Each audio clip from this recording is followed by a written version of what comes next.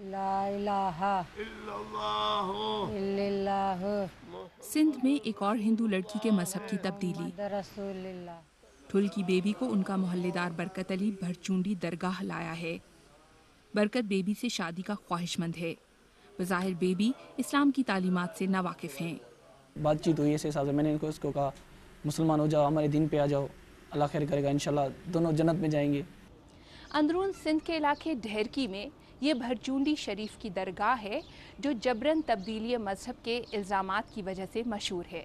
خاص طور پر 2012 میں رنکل کماری کے کیس کے بعد اس درگاہ کو کافی تنقید کا سامنا کرنا پڑا تھا۔ بھرچونڈی مدرسے کے منتظمین کا کہنا ہے کہ یہاں سالانہ تقریباً 200 ہندوؤں کو مسلمان کیا جاتا ہے۔ پنو آکل کے ڈاکٹر ہری لال بھاگیے جو خود بھی ایک بار اغوا ہو چکے ہیں کے مطابق گزشتہ 3 برس میں پنو آکل سے 100 ہندو خاندان انڈیا ہجرت کر چکے ہیں۔ اپنا گھر چھوڑ کے کسی اور جگہ سیٹل ہونا بہت بڑی دشواریاں ہیں، لیکن اس ڈر سے ہماری بچیاں ہیں، اس کو کوئی لے جائے گا، فورسلی کنورٹ کرے گا، اس کے ساتھ زبردستی شادی کر لی جائے گی، اس ڈر سے لوگ وہ رسک لینے کے لیے تیار ہیں۔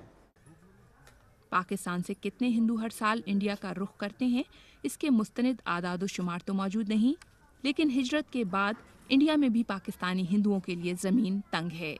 پاکستان سے جب ہم آئے تھے پوری امید سے، لیکن یہاں ایسا کچھ ہوا نہیں ہے جس کی ہمیں امید تھی۔ ناگریتا ابھی 10 سال ہوئے ابھی تک نہیں مل رہی، جب ناگریتا ملے گی تو ہم ہندوستانی بنیں گے نا۔ پاکستان میں ہندوؤں کی تعداد میں مسلسل کمی ہو رہی ہے۔ مذہب کی جبری تبدیلی، توہین مذہب کے قانون کے غلط استعمال اور مذہبی منافرت کی وجہ سے راج کمار کی طرح بہت سے ہندو خود کو بے ملک سمجھنے پر مجبور ہیں۔ وہاں ہندو جو جاتا ہے اس پہ ڈاؤٹ شک کرتے ہیں کہ یہ پاکستانی ہے، کسی ایجنسی نے نہیں بھیجا، وہ شک کرتے ہیں، 5 7 سال 8 سال ذلیل خوار کرتے ہیں، اس کے بعد جا کے اس کو بچوں کے ایجوکیشن میں پرابلم آتے ہیں، نوکریوں میں پرابلم آتے ہیں، آپ جائیداد نہیں خرید سکتے اس میں پرابلم آتے ہیں۔ تو ادروائز اگر ریلیکسیشن انڈیا کی طرف سے ہوتی ہے آپ کو یہاں ہندو نظر نہیں آتے۔